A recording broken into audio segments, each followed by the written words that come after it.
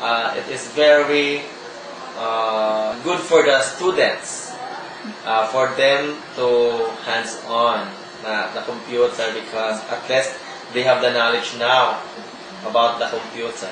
Okay. We undergo a series of seminars about the iSchool, and this is the second phase.